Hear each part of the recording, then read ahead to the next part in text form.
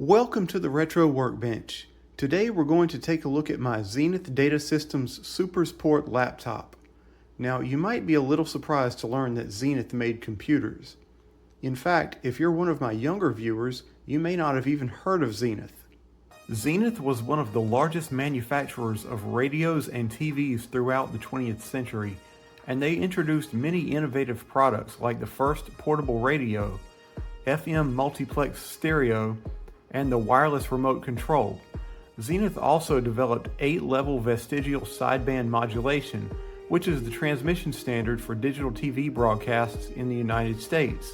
LG bought a controlling interest in Zenith in 1995 and took full ownership in 1999. Zenith stopped manufacturing TVs around the same time, but LG continued to use the Zenith name on some of their TVs until at least as late as 2011. Zenith still exists today, though they no longer make consumer products. Their main product today is ProIdiom, an encryption technology used for TV distribution in hotels. So that's the history of Zenith as a radio and TV company, but what about computers? In 1979, Zenith bought the Heath Company, manufacturers of the popular Heathkit line of do-it-yourself electronic kits, including their H8 and H89 computers. The Heath Company became Zenith's computer division and was renamed to Zenith Data Systems. The first Zenith computers were pre-assembled versions of existing Heathkit computers. For example, the Heathkit H89 was sold pre-assembled as the Zenith Z89. Later, Zenith began designing their own computers, starting with the Z100 in 1981. Zenith was a pioneer in the laptop market, introducing the ZP150 in 1984, and eventually the SupersPort and TurboSport series in 1988. The SupersPort was also offered in kit form under the Heathkit brand. Zenith Data Systems was purchased by Group Bull in 1989. They continued to produce the SupersPort line until 1993, when it was replaced with the MastersPort. In 1996, they were purchased again, this time by Packard Bell, who themselves were bought by NEC just a few months later. Packard Bell NEC continued to use the Zenith Data Systems name until 1999. The computer I have today is the SupersPort Model 20. And by the way, that is SupersPort, not SuperSport.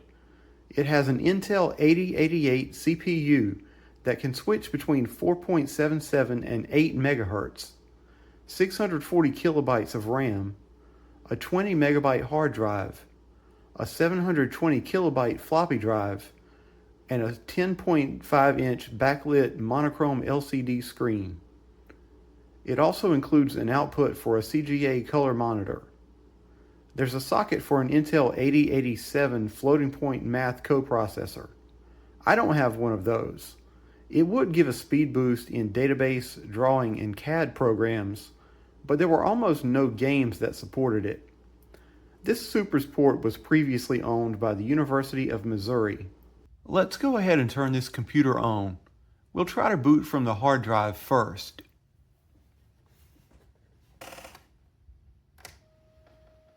Okay, we're getting a disk read error.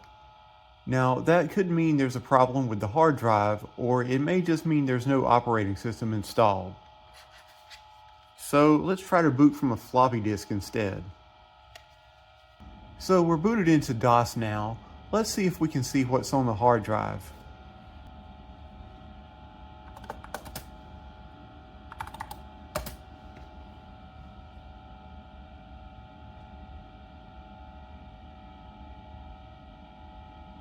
Well, the hard drive works, and it looks like it does have DOS installed. I'm not sure why it didn't boot. Now, you might notice that the screen isn't fully working. Some of the pixels are really dim or don't work at all, and that's not the only problem.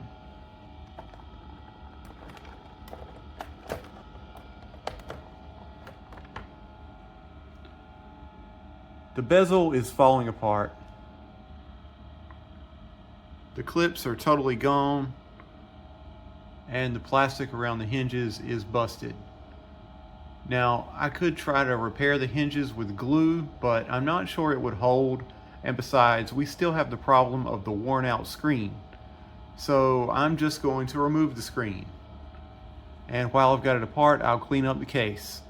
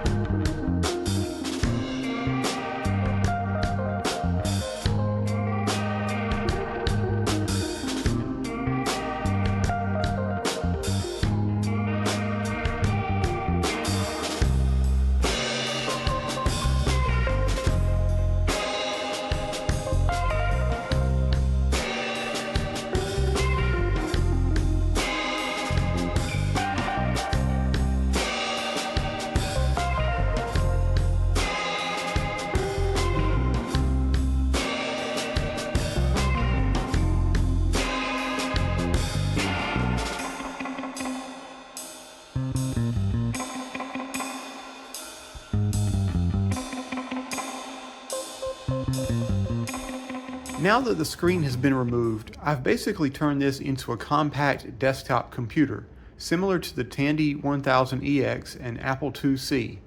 Now we're going to need to connect a monitor, and the only video output is this 9-pin port labeled CRT. This is for connecting a CGA monitor. Unfortunately, I don't have one of those. But there's another option. In addition to the usual RGBI video that a CGA monitor would use, this port also outputs monochrome composite video on the normally unused pin 7. So all I have to do is make a 9-pin to RCA cable, and I can use a TV as a monitor.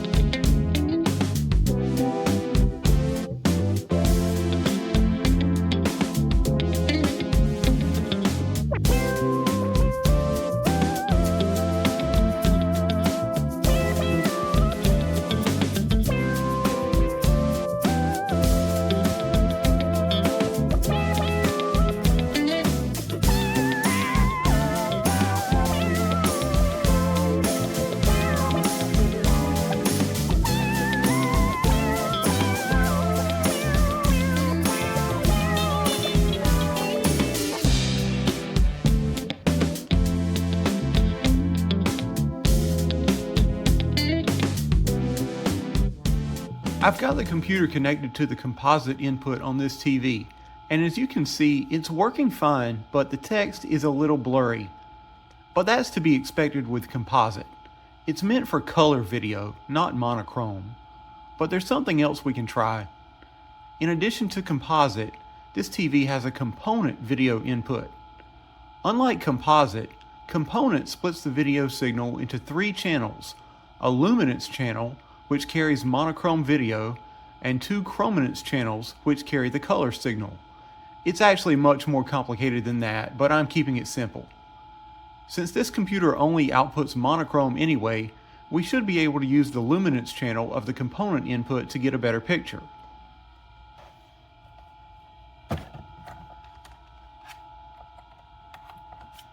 Okay, now I've got it connected to the component input, and it's still not super sharp, but it's definitely an improvement. Now let's see if we can get it to boot from the hard drive. I should be able to repair the system files by running sysc:.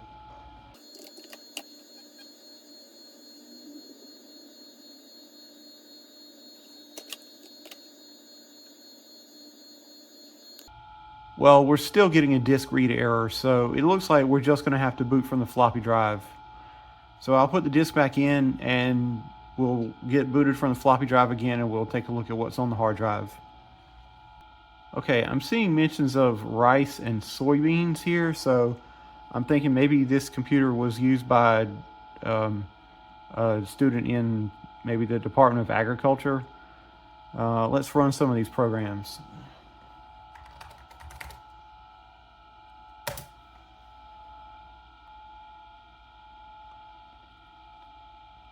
Okay, so that's interesting. This program was made by the University of Arkansas. That's kind of interesting because the computer was owned by the University of Missouri, so I'm not really sure what's going on here. But we'll take a look here. It looks like this, I guess, is a program that soybean farmers would have used. I don't know anything about soybean farming, but hey, we'll take a look. The Cooperative Extension Service is not liable for damages resulting from recommendations made by this product. Okay, well, we'll keep that in mind when we do our soybean farming to not sue the University of Arkansas.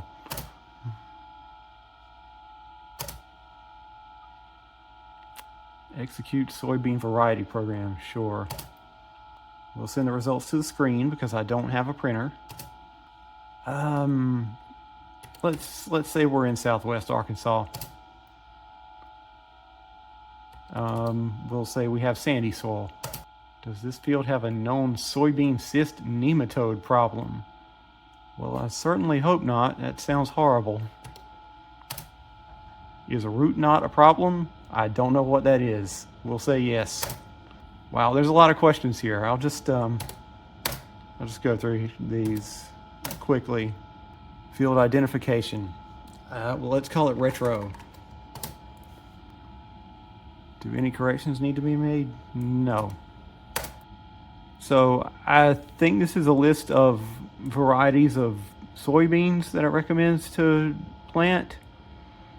Again, I don't know anything about soybean farming, so if you know more than I do, feel free to comment and tell me if you know what this means. It says we can press page down to see the next screen. Okay, I think this is just more varieties of soybeans. Okay, you get the picture. Okay, this is the rice variety program. This is also from the University of Arkansas. Again, don't know why a computer owned by the University of Missouri has so many programs owned by the University of Arkansas, but let's take a look. Please enter the identification that you desire for this analysis and return. All right, let's call it retro again. Which drive is the program disk in? It's in drive C. Oh, it wants a capital C. Okay, clay or silty clay such as Sharkey, Perry, or alligator clays. We'll go with that one. This analysis uses the production and cost factors from the data set dated January 1990. Well, it's a little bit after that, so I guess this data is not going to be any good. So maybe we need to contact Ronnie Helms or Phil Tacker. But for now, let's go ahead and continue. At this point, you may review the production and cost factors used and change them if you so desire. Select one of the following. Okay, let's just do seed price. Okay, they're mostly $14. There's a few that are $45 and $50. We'll leave that alone. Okay, we'll say we're done reviewing. So that's 14. Select your irrigation fuel from the following. We'll do electricity. The cost of electricity is 9 cents. Sure. Will you be using a well for your water? No. Is the 20 feet pumping head okay? I have no idea. Let's say yes. Yeah, we're just going to say yes to this. Okay, it looks like it took me right back to the beginning of the program. Please be patient, I'm thinking. I guess it's calculating our results. Do you want a printout? Well, I don't have a printer, so no. Well, again, I don't know anything about rice farming, so maybe this means something to somebody. Yeah, I think these are varieties of rice that it wants us to plant. So get out there and plant some rice. Okay, that's enough of this. Okay, it looks like there's a lot of documents in this folder. This is the WordPerfect folder, so why don't we see if we can look at some of these documents.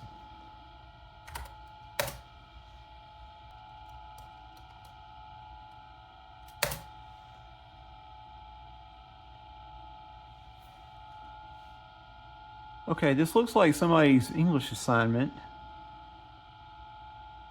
Somebody named Chris Waite. Hey, Chris Waite, if you're watching, here's your paper. I hope you got a good grade on it. Well, it looks like it's not finished. We can press 1 to go to the next document. Ooh, I think this is a binary file. This doesn't look like text. Let's see what else is on here. Okay, this is another assignment. Okay, yeah, this is definitely an agriculture student. Because this is all about like wheat diseases. Okay, this one is called A Song, and these are groups of 5 lines, which looks like maybe a music staff. So maybe they just printed this out so they could handwrite some music notes. But you get the idea. I mean, this was used by a college student, so there's going to be papers on here. Okay, I found Lotus 123 on here. I didn't see any spreadsheets, but we could just make our own spreadsheet. We can just put a number in here, 1, 2, 3. And we'll go down to A2 and 4, 5, 6. And then if we want to add these two together, the way you do it is you do plus A1 plus A2. And there you go, 579. It's a spreadsheet. You know what a spreadsheet is. I'm not going to do everything that a spreadsheet can do because that would be boring. You know I couldn't end this video without trying a game. Now, we're dealing with an 8088 CPU, 640K of RAM, monochrome graphics, and no mouse or joystick, so that limits our options. But I do have a game that'll work with this computer. Planet X3, a real-time strategy game made by David Murray, the 8-bit guy. This game will run on any DOS PC, going all the way back to the original IBM PC 5150, and it supports tons of graphics modes, including CGA monochrome.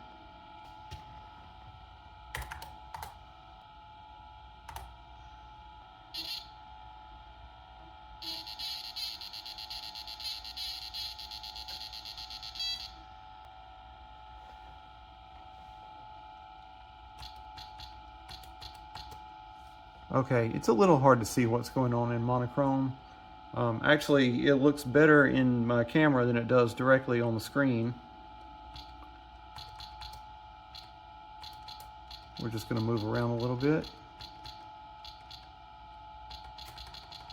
And come back over here. Okay, will it let me build anything? Yeah, let's build a factory. Let's build it right here. Okay, and there it goes. We're building a factory. Now I think we're finished. Can we bulldoze here? Yep, say goodbye to that tree. Now we'll just move around a little bit. Go over this bridge and see what's over here. Alright, well you get the idea. I just wanted to try out a game on this computer. So, hey, now we know there's at least one game you can play on an extremely old DOS PC. Zenith Data Systems may not be around anymore, but that's not the end of the story. In 1995, Group Bull sold the Heathkit name to HIG. They then sold it to another investment group, who in turn sold it to DESA International, a heater manufacturer. In 2008, DESA filed for bankruptcy, and Heathkit became a separate company. Heathkit is still around today, and still makes new electronic kits as well as parts for legacy kits. Maybe in a future video I'll put one of those together. Well, that's going to do it for this video. If you enjoyed it, I'd really appreciate it if you gave it a like. And if you want to see more videos like this, why not go ahead and subscribe? Have you ever used a Zenith computer? Let me know in the comments. I've got lots more projects like this coming up, so if you want to see previews of my projects, follow me on your social media platform of choice. Don't forget about my merch store at shop.theretroworkbench.com. Thanks for watching, and I hope you'll join me again on the Retro Workbench.